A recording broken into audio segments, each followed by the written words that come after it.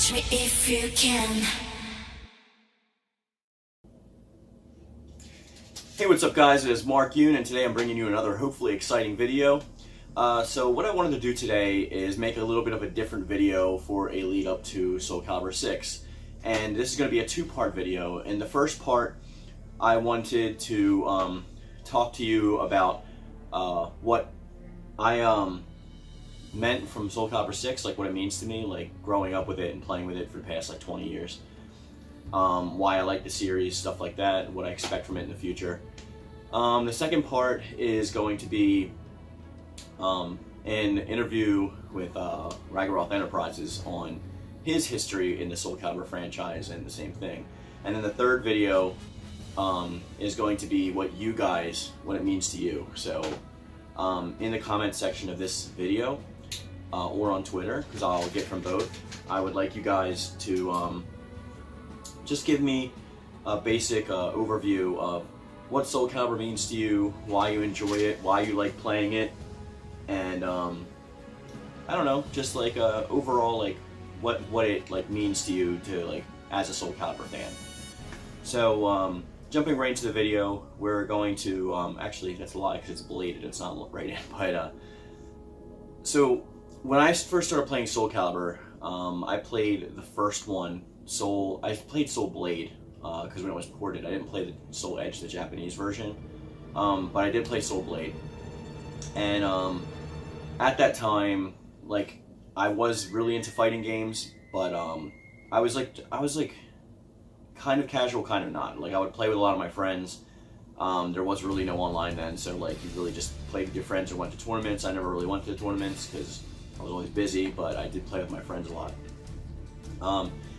Soul Calibur to me was like really exciting because I really enjoyed a game for the PlayStation 1. I don't know if you guys remember this game called Bushido Blade. And it was kind of like my like weapons-based fighter that like I played after like Samurai Showdown, stuff like that. So I was really looking forward to this because weapons-based fighters is kind of a niche thing. Like there's a couple of them out there, but they're not as well known as like the brawler fighters. So I really wanted to pick it up, and immediately like fell in love with the game just based on the aesthetic, the time period in which it takes place, the characters that are represented in the game.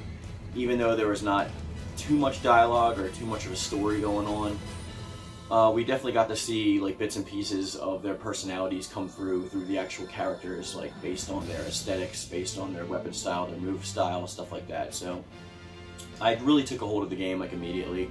And then when Soul Calibur was announced for the Dreamcast, I immediately jumped on it because, like, first of all, I didn't have many games for my Dreamcast at the time. I think I only had like Shenmue and or Shenmue, however someone wants to pronounce it, and I think I had Resident Evil Code Veronica X. There was a couple other games I had, but I was just really excited to actually have like another game on my console. Because you know, when a console first comes out and you have like no games for it, it kind of feels like naked. Like you really want to play it and you're itching to play it, but there's not much to do. Soul Calibur 1 hit me like a ton of bricks. Like I loved it even more than the first game. It introduced new characters. We had like an overhauling graphics engine, and the game was more fast-paced, and it just seemed like a better overall game, and it just left me with a taste in my mouth of wanting more. All the original cast I pretty much like. There's a couple exceptions of characters that I don't like that have been around for a long time. I don't want to get into that in this video because I want to try to keep it as positive as possible. But when Soul Calibur 2 came out, I got it actually on all three consoles. I got it on the Xbox, the PlayStation, and the GameCube. Now I'm more of a Sony guy, so I pretty much the majority of the games that I want to get, I usually play on PlayStation, and whatever exclusives are on other consoles, sometimes I get them depending on if I'm interested in the game or not. Xbox was fledgling at that time, and I still enjoyed playing my Xbox, so I was playing stuff like, I think at the time, like Halo 2, just a bunch of other stuff. Some of the Dead or Alive games I was playing on there. But when Soul Calibur 2 came out, they had console exclusive characters, as you all know. PlayStation, which is like my main hub, I really didn't play too much because I kind of, from playing Tekken so long, I was already kind of burnt out on Heihachi Mishima, and I actually didn't even enjoy Heihachi as a character until Tekken 7. Like Tekken 7 made me actually like him, but before then I just didn't even care about Heihachi. I was more into like Jin and Kazuya and others like such as like Hwarang and Li Chaolan. But anyway, that's another video. So I was really enticed to add it to my collection, played it, didn't really care because Heihachi, and then I got played the Nintendo GameCube version. I know that's the most popular version, but like I'm not a huge Zelda fan.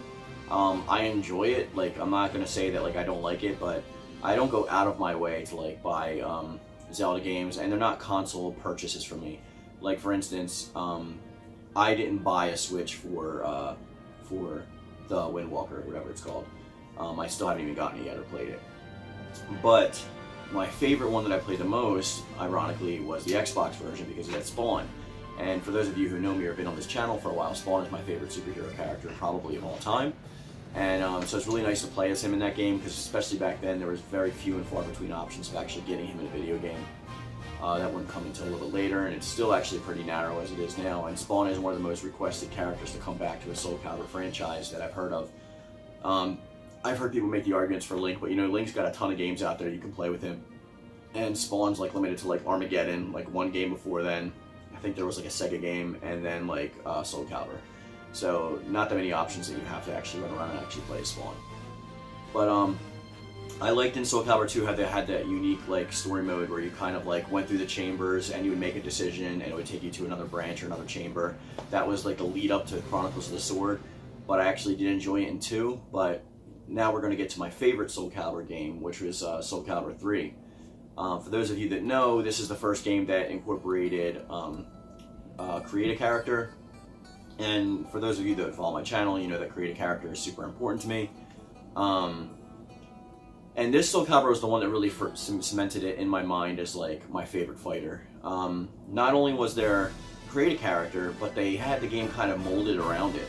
Like, yeah, you had your regular basic stories and your endings for each character and your arcades and stuff like that, but then you had Chronicles of the Sword, which was this really awesome RPG-style single-player mode where not only do you create your character, but you can create an entire team that goes with you and edit anybody else who joins you.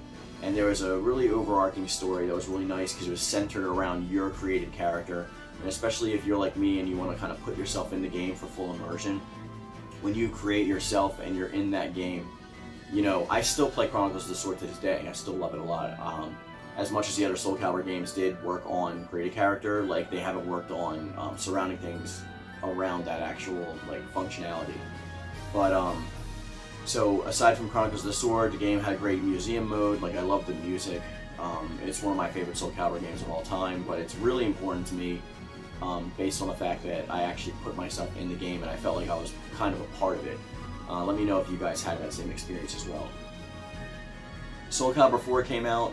It was the first one for PlayStation 3, so it was fresh off the consoles. Everyone was like really itching to see like Soul Calibur in all its grandeur in like the next generation. The only thing that really bothered me about it was I used to be a big Star Wars fan back in the day. I wasn't so much like at the time when this game came out. Like I really liked the Force Unleashed games, so I was a big fan of Starkiller. The main reason that I was a fan of The Apprentice though is probably because like Smallville was also my like favorite show at the time, and the guy from Smallville who plays Doomsday is actually like the exact likeness. He's the one who does The Apprentice. So it was kind of like a double like entendre of happiness for me, and like to have it as well in a Soul Calibur game, it was great. Soul Calibur 4 also had like a couple of different scenarios where if you chose your created character and you went through the very base story mode, like you would get a character ending, and I think there was like 3 or 4 different character endings depending on like your weapon style and stuff. But overall it was kind of meh for me. Like I played Soul Calibur 4 a lot.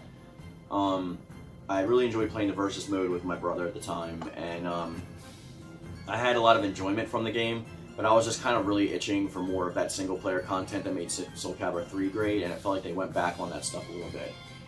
And then finally when Soul Calibur 5 came out, I think in 2012, I bought the collector's edition, that like big book looking box thing, and I was super excited, super hyped, and the character creator was like perfection in that game. I mean, I shouldn't say perfection because they could always strive for to achieve more.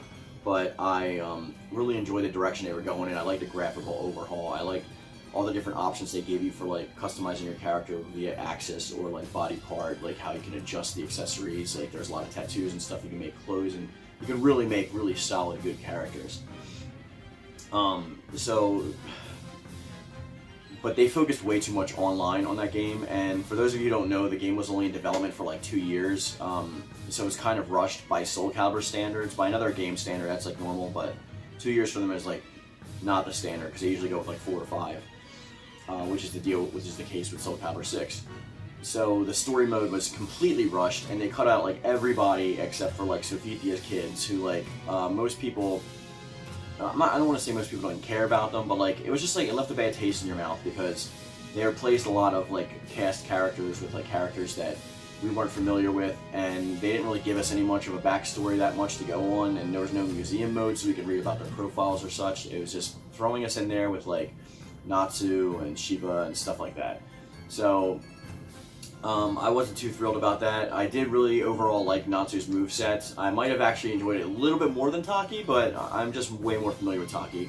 And Taki's my favorite character in the game, so to see her go in 5 like really left a sour taste in my mouth. But I still play 5 to this day because of the character creator and because of that one card battle mode where like you fight off just against endless cards of the different created characters. And I think even the creator of Tekken, Harada, he's like got a character in there, and if you fight him, you actually get like a trophy or something, which is pretty nice to actually like keep playing the game mode.